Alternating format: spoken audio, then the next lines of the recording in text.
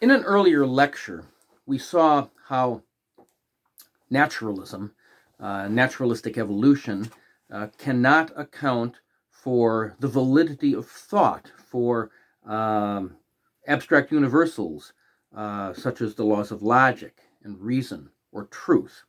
In this lecture, I want to deal somewhat more with that subject, and also with the fact that naturalism and naturalistic evolution cannot account for human morality or human rights. Now, remember that naturalism and naturalistic evolution holds that only impersonal, unintelligent, purposeless forces are responsible for everything. Purpose and intelligence came, according to naturalism, through unpurposeful, unintelligent, natural motion of atoms, mutations, and so on and so forth. Famous evolutionist Theodosius Dobzhansky admitted that human self-awareness obviously differs greatly from any rudiments of mind that may be present in non-human animals. The magnitude of the difference makes it a difference in kind and not one of degree, end quote. But the theory of evolution does not prove how consciousness and mind could possibly arise from non-conscious matter. And everything we know about physics indicates that consciousness and mind cannot arise from non-conscious matter. Chemist and philosopher Michael Polanyi recognizes this. He says that hydrochloric acid will never dissolve platinum by mistake. We speak of the thoughts of Shakespeare had while writing his plays, but not the thoughts of hydrochloric acid dissolving zinc, because men think and acids don't. It is obvious, therefore, that the rise of man can be accounted for only by other principles than those known today to physics and chemistry. And so long as we can form no idea of the way a material system may become a conscious, responsible person, it is empty pretense to suggest that we have an explanation for the descent of man, end quote. Additionally, we've previously discussed that naturalism and reasoning, cannot present thoughts, logic, and reason that we know to be reliable. The only answer that theoretical physicist and cosmologist Stephen Hawking can give is to say that, well, we might expect that our ability to reason would be valid, but that assertion does not and cannot solve the problem, because Darwin's theory gives us no expectation for a number of reasons. First, there is a logically unbridgeable gap between the world of sensory experiences and the world of concepts and propositions. And that unbridgeable gulf means that hydrochloric acid can dissolve zinc, which is a sensory experience, for millions of years, but it will never develop the ability to think about what it is doing and why it is doing it. That is the world of concepts and propositions. Second, Darwinian selection rewards only success in leaving offspring. And the assumption that abstract mental powers cause their possessor to leave more viable offspring than others, more modestly endowed with mental abilities, is not borne out by experience and is not even remotely plausible. Thirdly, since natural selection is simply the operative principle of the closed system of the binding universal natural laws of nature, all thoughts, if naturalism is true, would be the result of chemical processes going on in the brain, determined by the laws of chemistry, not logic. So again, there is no way that natural chemical and physical processes can cause logical thought and reliable reasoning to arise. You see, chemical processes in the brain is not strictly mind or consciousness at all.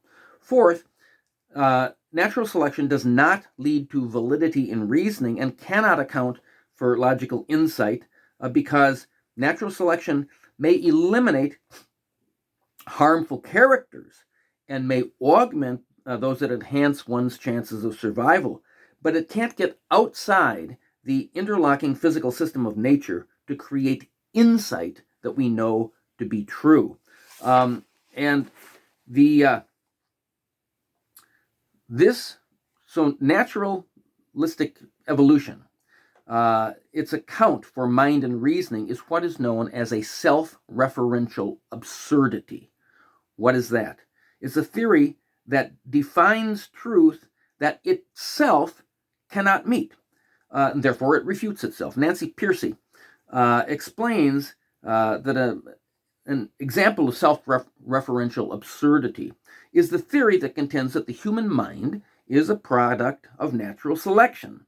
The implication is that the ideas of our mind were selected for their survival value, not for their truth value. But what if we apply that theory to the theory itself?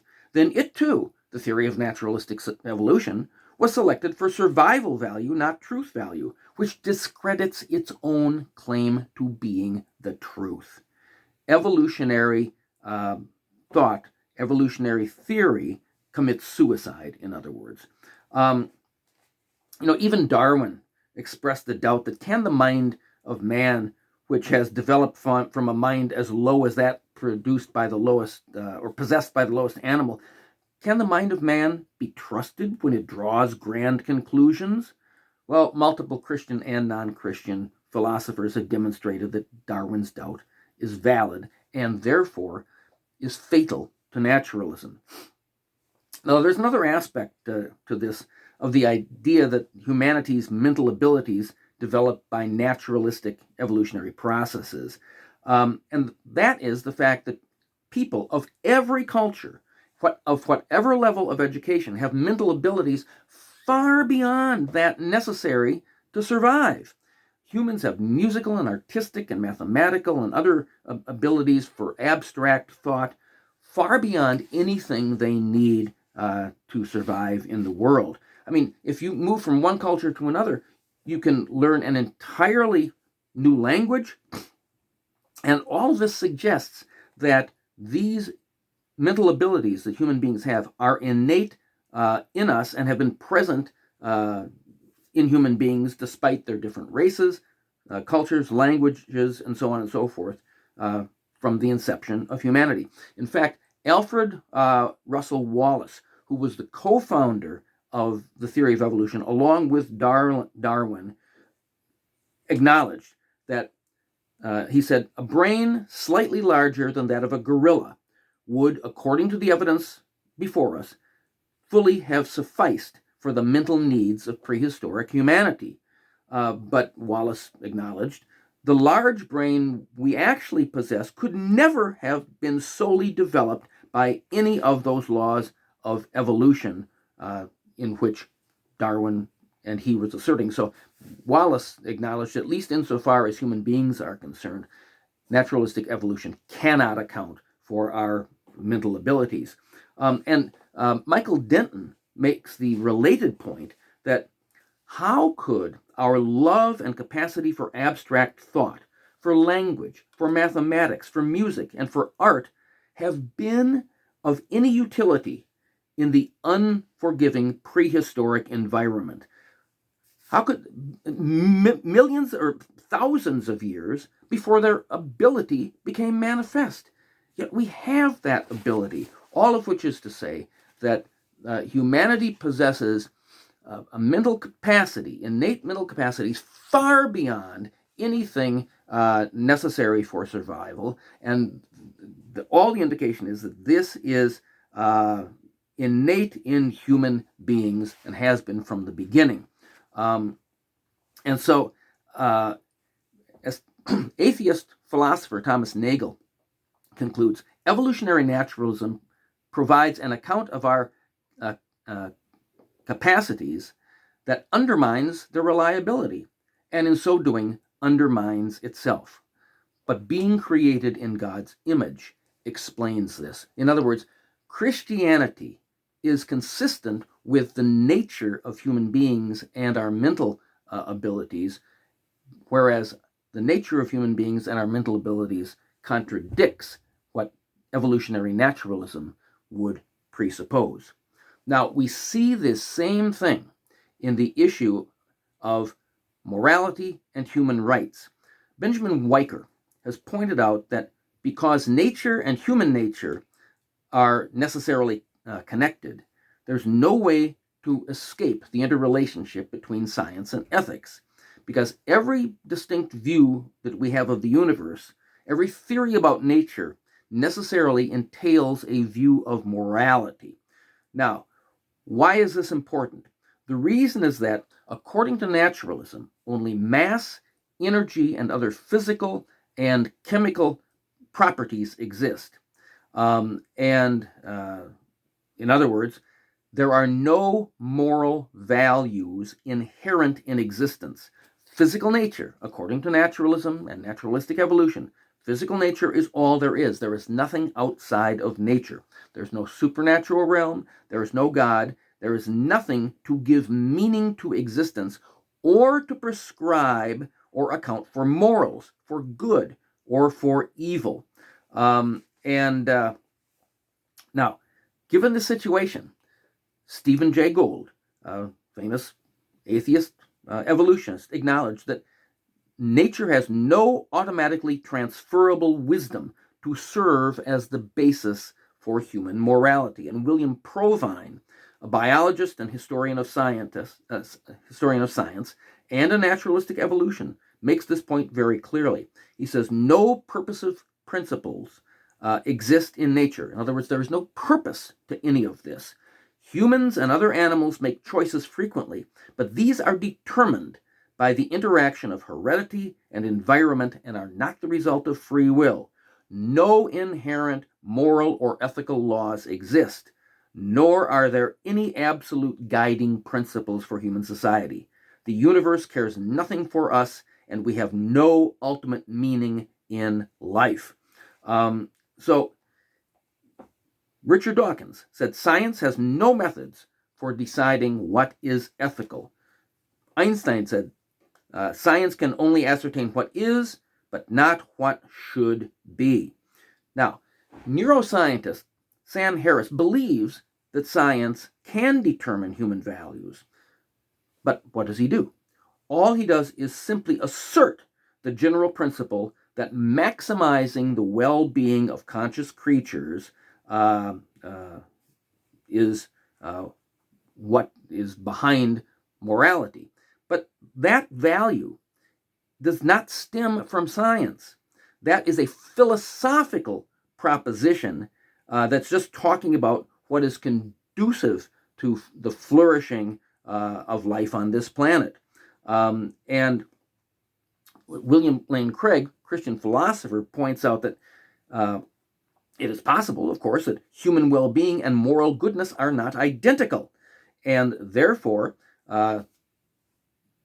survival and human well-being and moral goodness are not the same. And indeed, Harris admits that if evil and goodness were equally reliable paths, then atheism provides no basis for prescribing a way that we should live.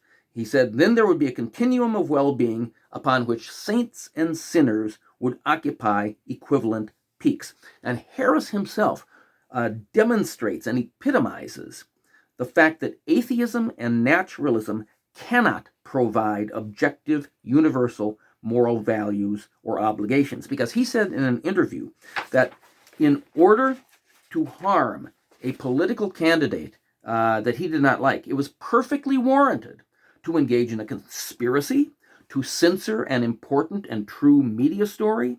He claimed that the then president of the United States, who he did not like, was more despicable than Islamic terrorist Osama bin Laden, and he said that he would not have cared if the son of the candidate he favored had the corpses of children in his basement.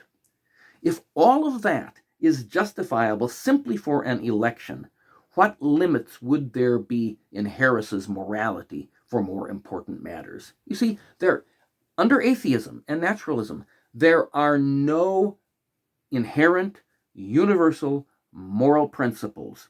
And atheist philosopher William Halverson agrees, and he points out that the ultimate realities, according to naturalism, are simply the objects of investigation by chemists and physicists and other scientists.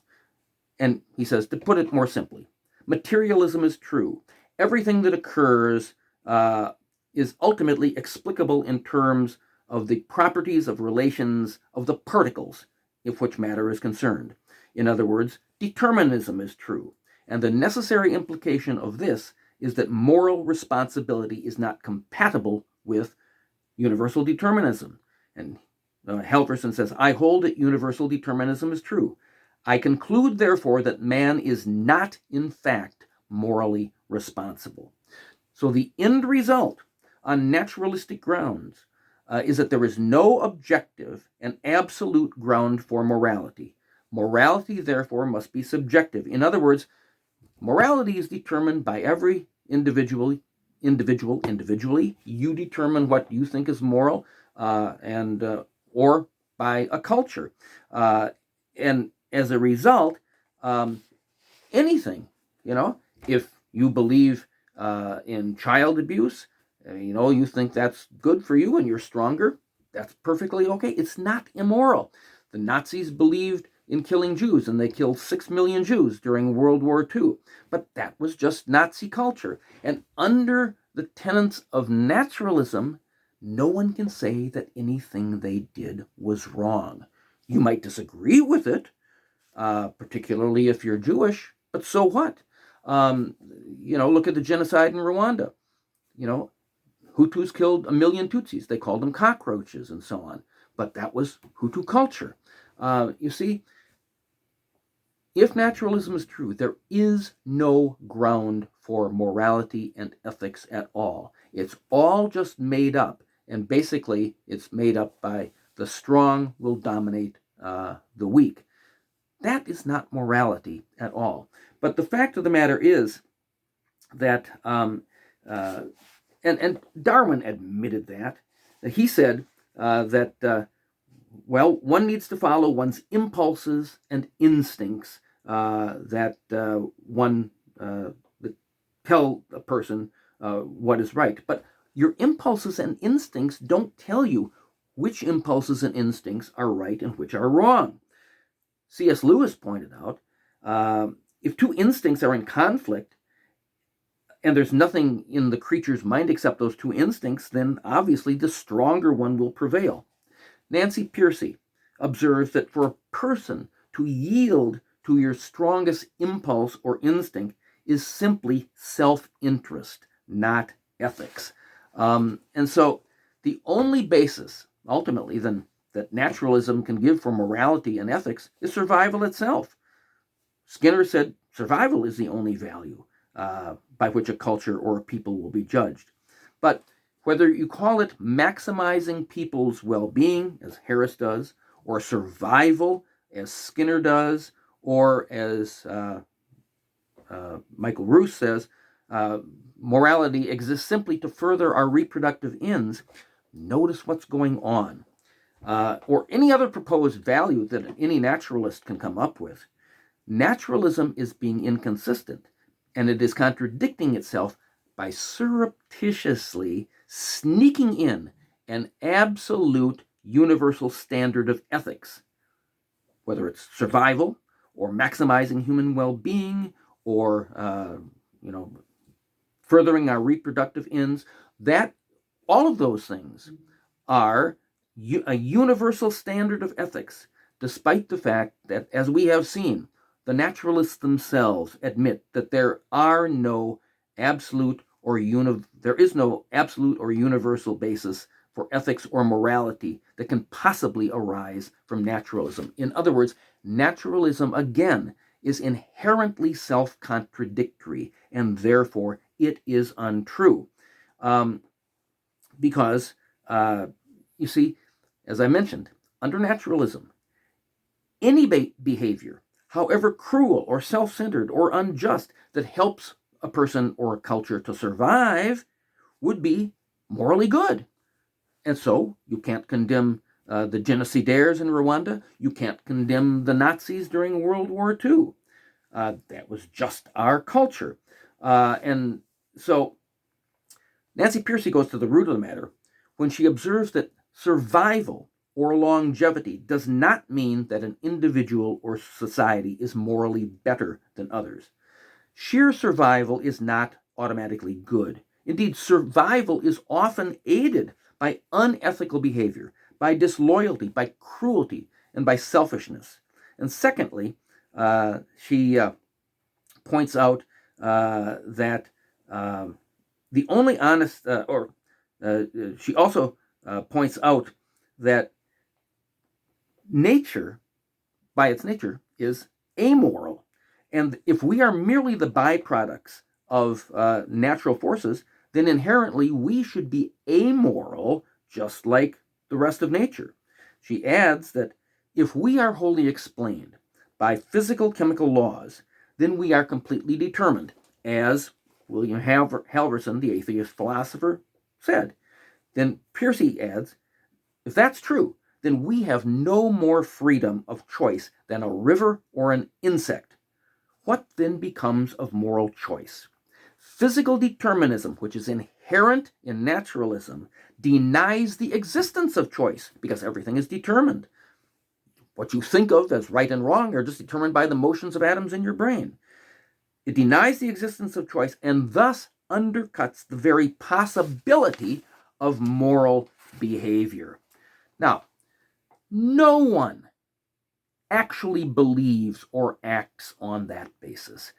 Everyone, including all naturalists and all atheists, believe and act on the basis that good and bad, virtue and evil are real in a deep sense, and not just dependent on whether they lead to some, increased progeny or some survival-enhancing outcome. Greg Koukl, Christian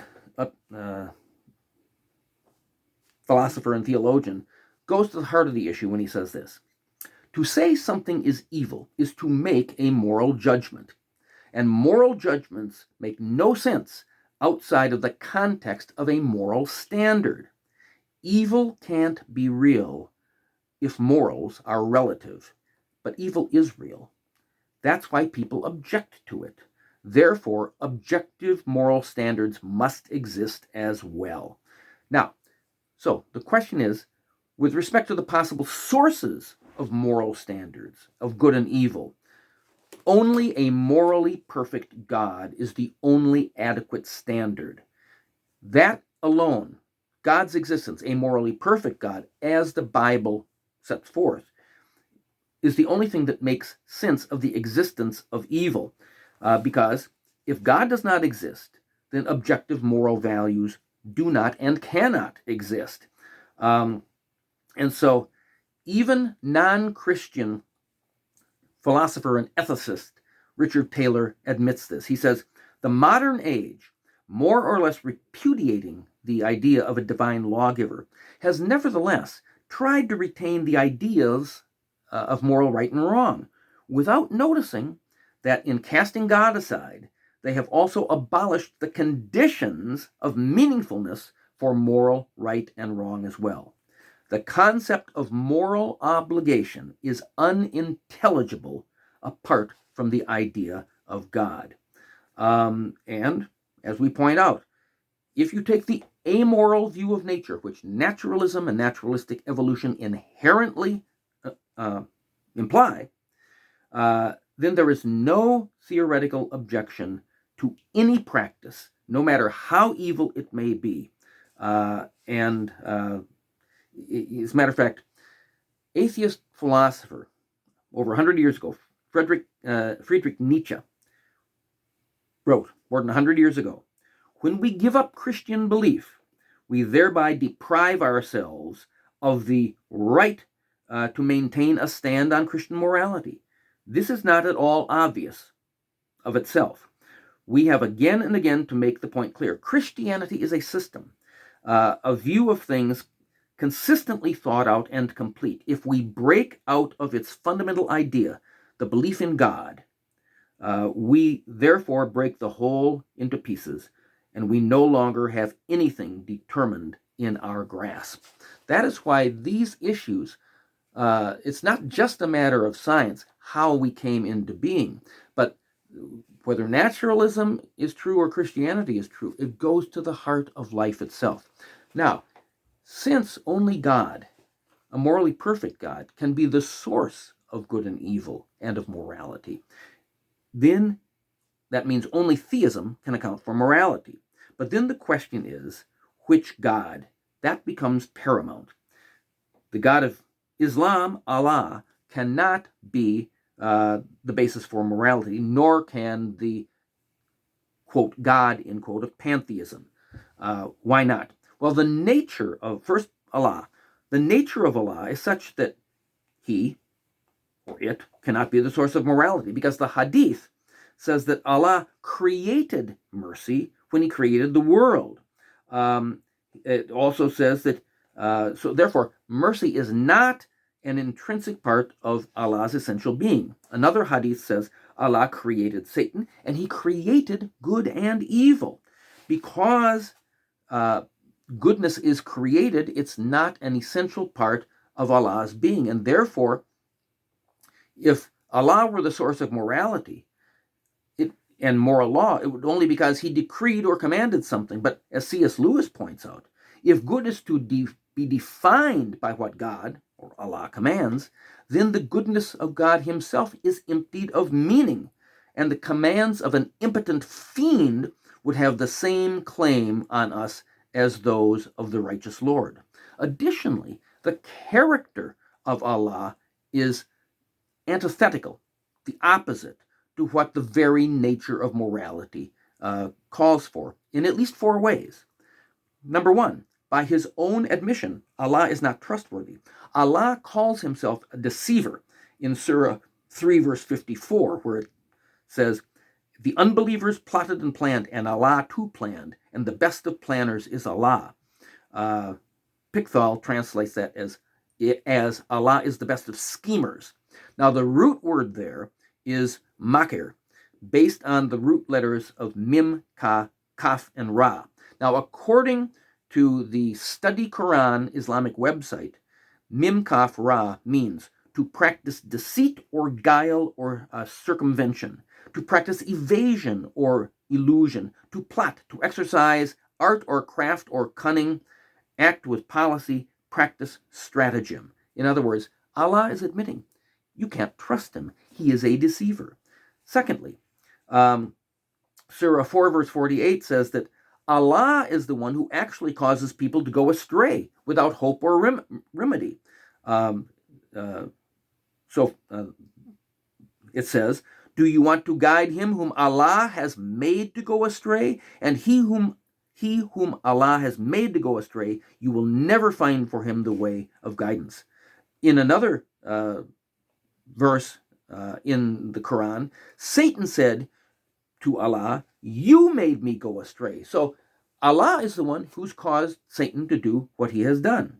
Thirdly, Allah's morality is such that Muslims are commanded not to take non-Muslims, even their own family members, as friends.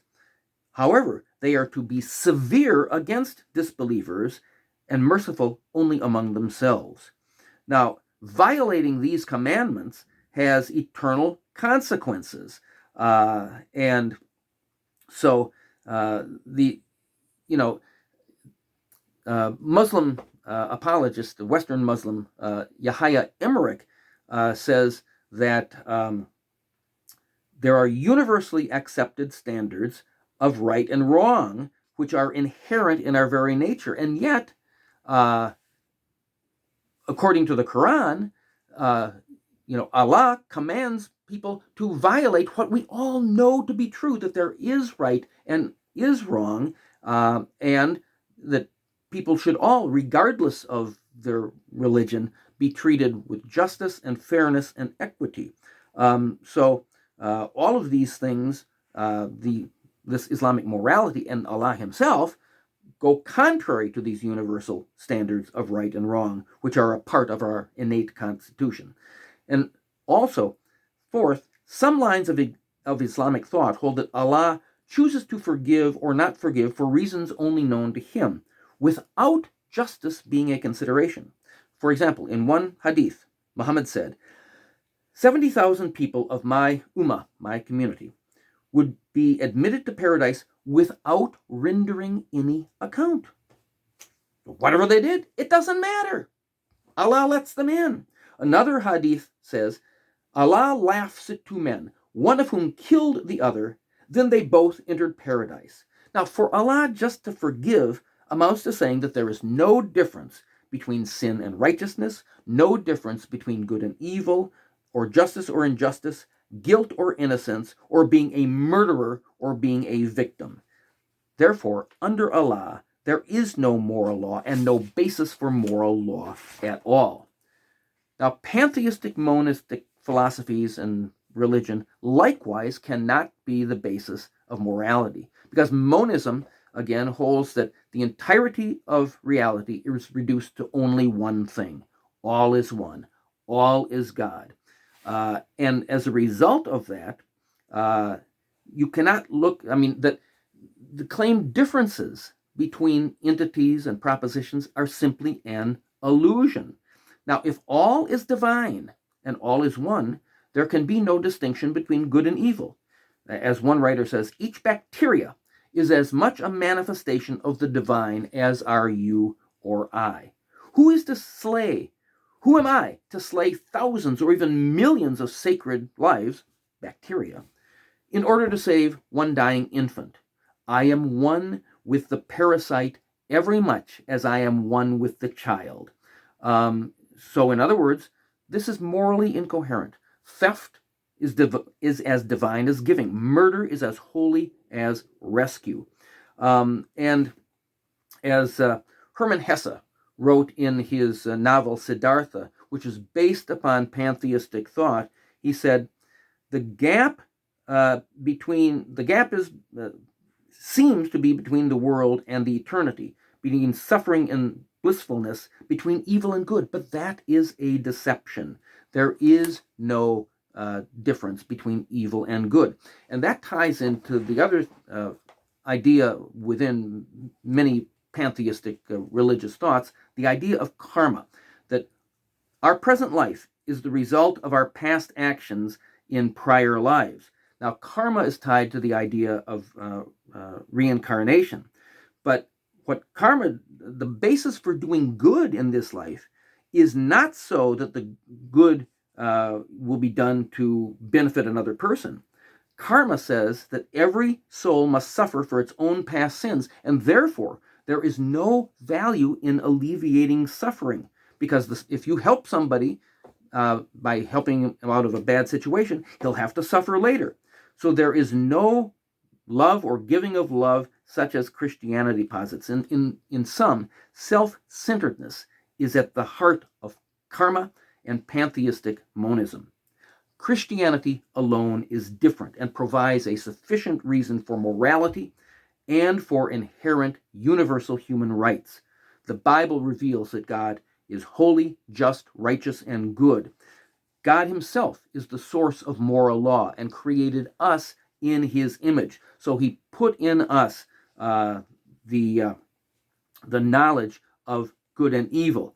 God's moral law is seen in such biblical passages as the Ten Commandments, the Golden Rule, do unto others as you would have them do unto you. And it's summarized, as Jesus said, in 2 commandments: you shall love the Lord your God with all your heart, soul, mind, and strength, and love your neighbor as yourself. Now, God's law is basic to all civilization. We all act on this principle, even though people may deny it. Because, as C.S. Lewis points out, without God's law, the actual laws of the state become absolute, and they can't be criticized because there is no norm against which they should be judged.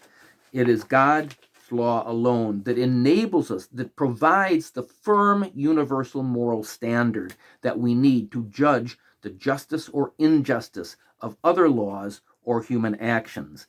And so, as one writer said, that to the extent that our culture still appreciates such things as the rights of conscious, individual responsibility and the dignity of persons, this is largely the legacy of Christian theology. And in fact, Chinese scholar Zhao Jinping admitted that. And he acknowledged that it is only through Christianity, Christian principles, that the concepts of freedom, human rights, toleration, equality, justice, democracy, and the rule of law, universality, and environmental protection are present. And he was suggesting for China, they need to adopt that. So finally, when assessing the validity of any theory or view of life, we need to ask the questions. Number one, is it true to reality? And number two, can people actually live it out? The naturalistic view of morality is contrary to how everyone, naturalist and theist alike, actually thinks and lives. And monism, whether materialistic, atheistic monism or pantheistic monism, denies the distinction between good and evil. But monists don't act and cannot live that way. Islam and its Allah prescribe attitudes and behavior contrary to what even Muslims acknowledge to be universally accepted standards of right and wrong that are part of our innate constitution. Christianity alone provides a sufficient ground for morality, namely God himself, and a universal moral standard by which is, at least implicitly, understood and accepted by people of every tribe, tongue, and nation, namely love of God and love of our neighbor. And Christianity does more. It provides us the example of Jesus Christ and the means, a new heart, the mind of Christ, and the indwelling Holy Spirit, by which people can actually meet that accepted universal standard, which is part of our innate constitution. So again, which view of life is true to reality and which is not? The answer is obvious.